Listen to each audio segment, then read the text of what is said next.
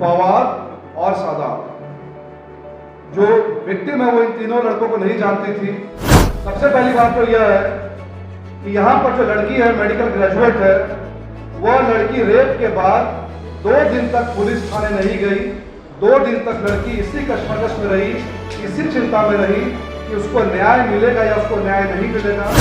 दानिश का पिता कि एकदम ऑथेंटिक सोर्सेस से मुझे पता चला है कि घूमते फिर रहे हैं कि 50 लाख रुपए मेरे पास का बैग में है, मैं पुलिस वालों को दे करके पूरे केस को मैनेज करूंगा और 20 लाख रुपए लड़की को दूंगा। यानी कि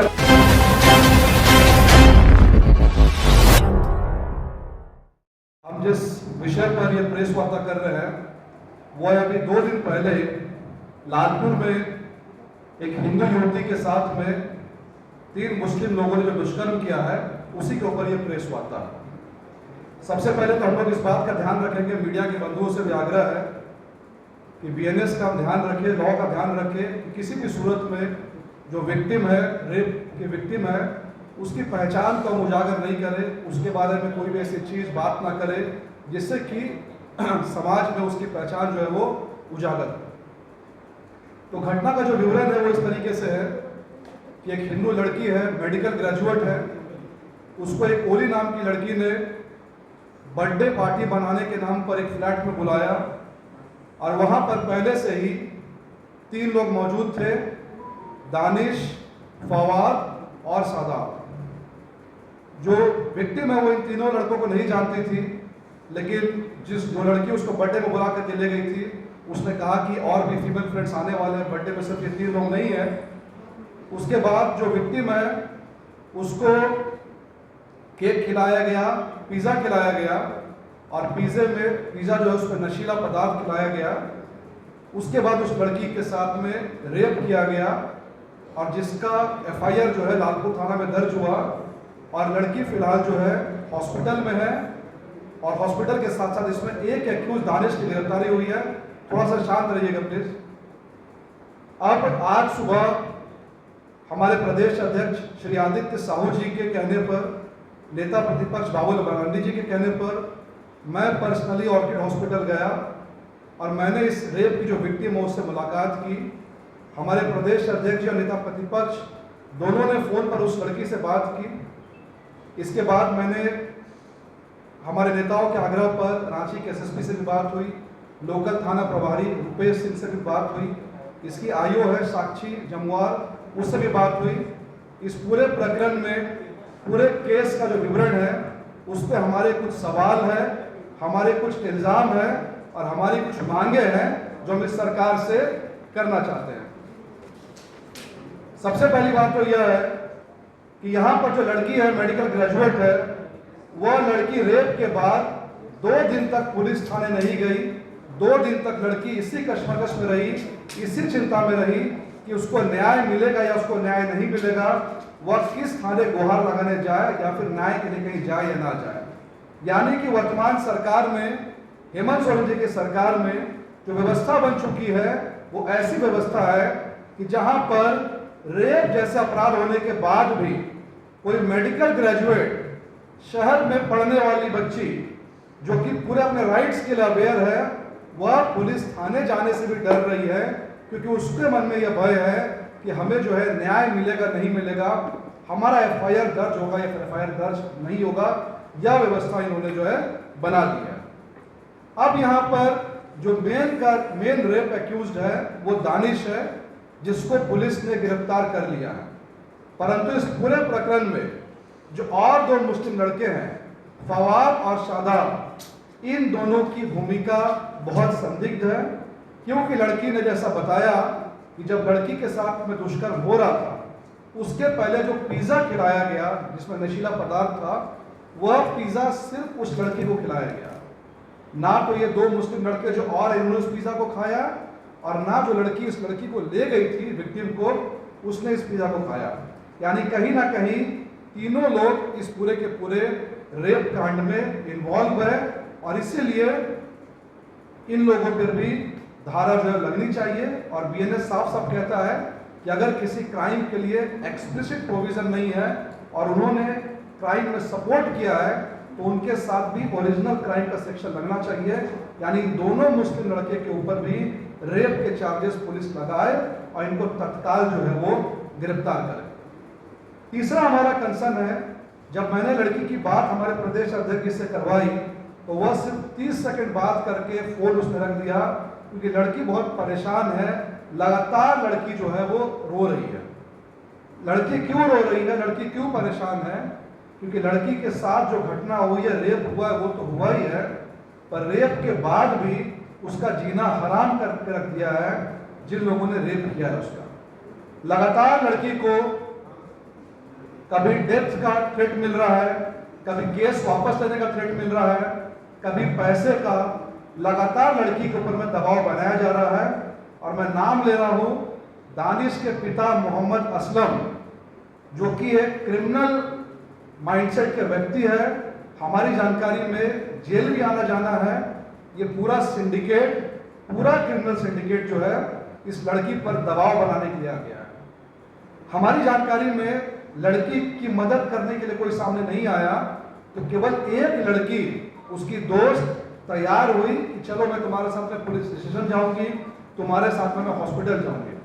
लेकिन जो लड़की, उसकी जो फ्रेंड है, उसको भी हॉस्पिटल जो है मास्क पहन करके पीछे के रास्ते से आना पड़ रहा है, क्योंकि हॉस्पिटल के आसपास भी हिंद पीढ़ी के लड़के, दानिश के दोस्त, मोहम्मद असलम के गुर्गे इंतजार कर रहे हैं कि जो लड़की उसको सपोर्ट कर रही है, उसकी दोस्त, उसको भी डराया जाए, धमकाया जाए और किसी तरीके से केस वापस ले लड़की। और हमारे प्रदेश अध्यक्ष जी ने सीधे विक्टिम को कहा है फोन पर कि पूरी भारतीय जनता पार्टी इस लड़की के साथ खड़ी है, और अगर पुलिस ने यहाँ पर कुछ भी गड़बड़ी की, प्रशासन ने कोई भी इन्वेस्टिगेशन में इधर उधर किया, तो भारतीय जनता पार्टी इस पूरे मामले में नजर बना के रखी है। यह आदमी इतना बेशर्म है, दानिश का पिता, कि एकदम ऑथेंटिक सोर्सेस से मुझे पता चला है कि घूमते फिर रहे हैं कि 50 लाख रुपए मेरे पास में बैग में है, मैं पुलिस वालों को दे करके पूरे केस को मैनेज करूंगा और 20 लाख रुपए लड़की को दूंगा। यानी कभी मारने की धमकी, एक लड़की का आपने दुष्कर्म कर दिया, हिंदू लड़की का, और आपका कॉन्फिडेंस इतना ऊंचा है कि आप उस लड़की को आप केस से हटाने का किस तरीके से दावा बना रहे हैं। मैं आपकी जानकारी में डाल दूं कि लड़की के माता पिता भी इस दुनिया में नहीं है। माता पिता के होने ना होने के बावजूद लड़की ने एक अच्छे कॉलेज से मेडिकल की पढ़ाई की और इस मुकाम पर आज पहुंची, पर ऐसी लड़की के साथ हुआ और दुष्कर्म होने के बाद लगातार उसको डराने धमकाने का जो सिलसिला है वो चल रहा है। हॉस्पिटल जब मैं गया, ऑर्किड हॉस्पिटल, तो ऑर्किड हॉस्पिटल वालों ने मुझे मिलने से मना किया। मैंने कहा कि बाबूलाल मरांडी जी, आदित्य साहू जी ने मुझे भेजा है, उनसे फोन पे बात करानी है, फिर भी मुझे जाने से रोका गया। मैंने हॉस्पिटल प्रशासन की बात तुरंत सिटी डीएसपी से कराई, और हॉस्पिटल वाले इतने उद्दंड है कि उन्होंने सिटी डीएसपी के बात को मानने से इनकार कर दिया कि नहीं, हम सिटी डीएसपी की बात भी नहीं मानेंगे, हमें आदेश आना चाहिए। किधर से आदेश आना चाहिए आपको? मतलब हॉस्पिटल का मतलब केवल क्या धंधा ही है क्या? अगर कोई रेप विक्टिम मुझे ऊपर से फोन कर रही है, रेप विक्टिम का मैं फोन दिखा रहा हूँ कि she wants to meet me, मुझसे मिलना चाहती है, आप कौन होते हैं हमें रोकने वाले अगर विक्टिम मुझसे मिलना चाहती है? तो यहाँ पर हॉस्पिटल, जो ऑर्किड हॉस्पिटल है, चूंकि मुस्लिम इलाके में है, तो शायद उनको लग रहा होगा जब उनका धंधा भी चौपट हो जाएगा या क्या हो जाएगा, क्या थ्रेट मिलेगा, इन सब की भी जो जांच की आवश्यकता है। हम सबसे पहले मांग करते हैं कि इस पूरे मामले को फास्ट ट्रैक कोर्ट के जरिए इसका इन्वेस्टिगेशन हो। उत्तर प्रदेश में जैसे हाल फिलहाल में एक रेप विक्टिम का पूरा प्रोसेस जो है वो 56 दिन में पूरा हुआ, 56 दिन में फांसी की सजा तय हो गई। यही हम यहाँ डिमांड कर रहे हैं कि 60 दिनों के अंदर इन तीनों लोगों को, दानिश, शहजाद और फवाद, इन तीनों मुस्लिम लड़कों को जिन्होंने ये समझ लिया है कि हिंदू लड़की को उठाओ, नशा खिलाओ, रेप करो, और रेप करने के बाद ये भी बताओ कि अगर तुमने कंप्लेन किया तो तुम जानती नहीं हो कि हम लोग कौन से लोग हैं। दानिश का भाई लिटरली लड़की को बोल रहा है कि जानती नहीं हो हम लोग कौन है, तुम कौन से लोग हो, कौन नहीं हो, सामने आओ, क्योंकि भारतीय जनता पार्टी अब पूरी तरह से विक्टिम के साथ में खड़ी है। दूसरी बात, तुरंत लड़की को विक्टिम कॉम्पनसेशन जो मिलता है रेप विक्टिम को, लगभग 7 लाख उसका अपर लिमिट है, और 25% आपको तुरंत रिलीज करना है। सरकार तुरंत रिलीज करे, क्योंकि लड़की एक अकेली है, कोई माँ बाप नहीं है, उसको जो करना है खुद से करना है, तुरंत सरकार इसको रिलीज करे। इसके बाद जो मैंने आपको कहा कि जो 2 लोग यहाँ पर तो सीधे सीधे रेप में इन्वॉल्व है, शादाब और फवाद, इसके अलावा इनके जो पिता है मोहम्मद असलम, जो लगातार गुर्गों को ऑर्किड हॉस्पिटल भेज रहे हैं, लगातार लड़की का स्टॉकिंग करवा रहे हैं, इस व्यक्ति पर भी तुरंत कार्रवाई करके इसको जेल में जाना चाहिए। अदरवाइज यह व्यक्ति इस पूरे के पूरे इन्वेस्टिगेशन को इन्फ्लुएंस करेगा। इसके बाद हमारा डिमांड है कि लगातार, मैंने आपको कहा कि लड़की को 2 दिन तक रुकना पड़ा, शायद पता नहीं कितनी ऐसी लड़कियां रांची में हैं और कितने ऐसे दानिश जो यहाँ पर रांची में है। इसलिए ऐसे केसेस को देखने के लिए इसमें कैटेगोरिकली हिंदू लड़कियों को टारगेट किया जाता है। रांची पुलिस, झारखंड पुलिस एक स्पेशल सेल बनाए ताकि जस्टिस जो है हिंदू लड़कियों को समय पर ढंग से मिल सके। और इसके बाद यहाँ के अंसारी कल्याण मंत्री, जो एक मेडिकल ग्रेजुएट लड़की बिहार में जिसका हिजाब निकाला गया था, बिहार की एक मेडिकल ग्रेजुएट लड़की के नाम पर आंसू बहाने वाले, 3 लाख महीना ऑफर करने वाले, आज एक हिंदू मेडिकल ग्रेजुएट लड़की जो झारखंड की है, झारखंड की बेटी है, मेडिकल ग्रेजुएट है, पर इस आदमी के मुंह से 3 दिन से कुछ भी नहीं निकल रहा है। तो ये जो ढोंगी आदमी है यहाँ का स्वास्थ्य मंत्री, ये इस पर अपनी चुप्पी तोड़े। और साथ ही साथ कल्पना सोरेन जी, जिनको महिलाओं ने इतने बड़ी संख्या में वोट दिया है, विश्वास दिया है, उनसे भी हम आग्रह करेंगे कि स्टैंड ले, मुख्यमंत्री जी स्टैंड ले।